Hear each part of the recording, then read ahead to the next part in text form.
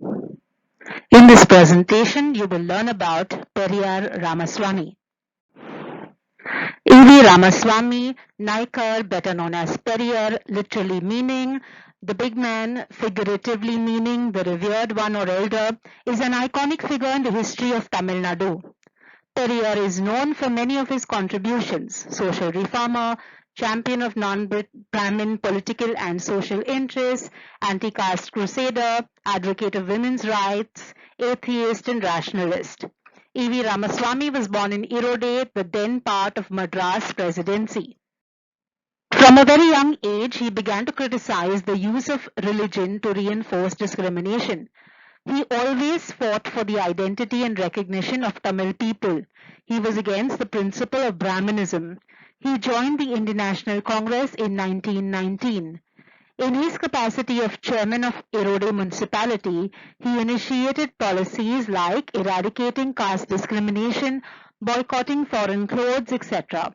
Until 1925, he worked for the Indian National Congress, but then he left it due to ideological differences and internal clashes with Congress officials. Periyar was a prominent social and political reformer. He laid the foundation of many ideologies in modern Tamil politics. He is also called as father of Dravidian movements.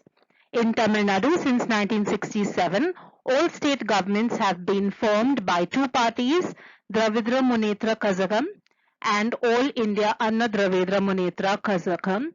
Both the parties split from Periyar's Dravida Kazhagam or DK but still claim its legacy. Rationalism. Periyar laid the foundation for using the idea of dialogue in every matter. He was inspired by the ancient Greek philosopher Socrates and his notion of logic and rationality. Ramaswamy took rationalism as his weapon to take on the suppression at the hands of the upper class and caste. He started talking about realistic and idealistic principles. There should be a feeling among us that caste cannot divide us. The evils that prevail in any society are due to our selfish deeds. His commitment to rationality moved him to challenge cultural norms which were validated and accepted without questions. He also voiced against the capitalist class which always created difficulties for the working class. He adopted rationalism to lead a peaceful life in all aspects. In the context of Brahmin oppression, he stated that in the name of God and religion, we have forgotten humanism. He is considered as an atheist who rejected God, religion, and rituals. Caste and religion. Vayakam Satyagraha. Vayakam is a metaphor for social justice. Hundreds of satyagrahis from the Tamil country joined hand with their brothers in a heroic struggle. Vayakam was then in the princely state of Travancore. The temple of the presiding deity, Lord Mahadeva, was out of bounds for Ihavas and other castes considered to have a low ritual status. As a mark of protest, Periyar presided over the satyagraha in the midst of violence and indignity inflicted by the Orthodox community and the repression of the police. As his campaign was supported enthusiastically, the government imposed prohibitory orders on him and imprisoned him. The satyagraha ended in partial victory and was considered as an important milestone. Because of his ideological differences, he became a bitter critic of Gandhi, and this impacted his views on satyagraha. The dominance of intermediary castes in South India and Dalit political and cultural assertion since the 1990s has triggered a re-evaluation of Periyar's ideas on caste and their impact on the empowerment of backward castes. Here also he criticized Brahmins to act as monopolists and cheat other communities. He condemned the practice of using caste in religious practices. Periyar would definitely be placed on a pedestal for his advocacy against Brahmanism. He did not only challenge Brahmins in this category but also the non-Brahmins who supported caste and class differences. In 1990, Indian government's decision to introduce reservation, which was an affirmative action for backward castes in education and employment, and the upper caste protest against it brought back memories of Periyar's role in empowering backward castes. Further, with the renewed rise of Hindu fundamentalism from the 1990s, Periyar's critique of religion, especially Hinduism, has been recognized politically and intellectually. Women's question. Periyar's view on the emancipation and empowerment of women were way beyond his times. His best contribution was made in the field of women's rights. He observed that women were viewed as only childbearers and had no other image. He wanted to legitimize the equality of men and women in society.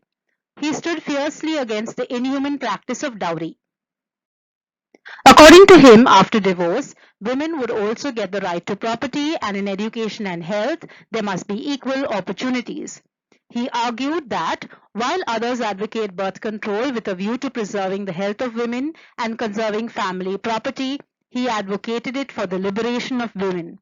According to biographer D. Gopal Krishnan, Periyar and his movements led Tamil society towards the betterment of women's conditions.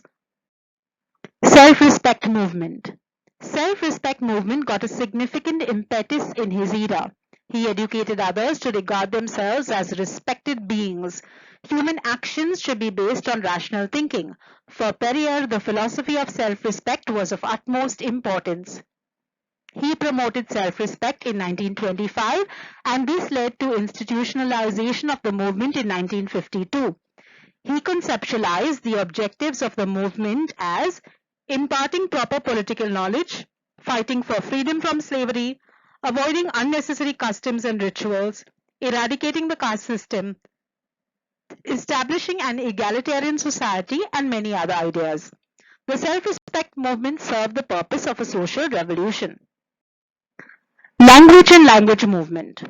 Respect for Dravidian culture could be felt when he opposed the new policy of compulsory Hindi language to be studied in schools. Periyar argued that the cornerstone of inequality lay in Sanskrit-driven Hindu scriptures, and given Hindi language's proximity to Sanskrit, the imposition of Hindi language would fuel social backwardness and religious hegemony. He established his views as anti-Hindi because it would destroy the culture and notions of Tamil people. Then the whole of South India went against the promotion of Hindi as a compulsion. Periyar was very obstinate for his Tamil culture and language preservation. He always claimed that Old Tamil was the mother of Tamil, Telugu, Kannada and Malayalam. Through his writings and art, he spread the use of Tamil language. Village upliftment. In one of his booklets called Village Upliftment, he called for the progress of rural areas. The word rural itself is a symbol of discrimination for him. There was a lot of social and economic difference among regions, and rural people were generally regarded as the poorest ones. His social reforms were in tune to the ground realities of the time. His ideals of a free nation are altogether based on the spread of knowledge and education, logical thinking, casteless society, abolition of poverty and untouchability, and all-round growth of individuals. His works provide an insight into and conceptualizing of non-mainstream ideological trends in modern Asian history. In recent times, there has been a renewed political interest in Periyar's ideas, along with the intellectual interest in the history of the non-Brahmin movement having converged to produce new forms of awareness. This has led to the emergence of new revised versions, editions, and reprints of Periyar's writings. In conclusion, Periyar is known for many of his contributions as social reformer, champion of non-Brahmin political and social interests, anti-caste crusader, advocate of women's rights, atheist, rationalist. He was inspired by the ancient Greek philosopher Socrates and his notion of logic and rationality. Viacom is a metaphor for social justice, where hundreds of satyagrahis joined hands with their brothers in a heroic struggle. Periyar's views on the emancipation and empowerment of women were way beyond his times.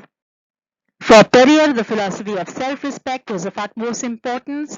He promoted self-respect in 1925, which led to its institutionalization in 1952. He established his views as anti-Hindi because it would destroy the culture and notions of Tamil people. His social reforms were in tune to the ground realities of the time. I hope you now know a little more about Periyar Ramaswamy. Thank you for watching the presentation.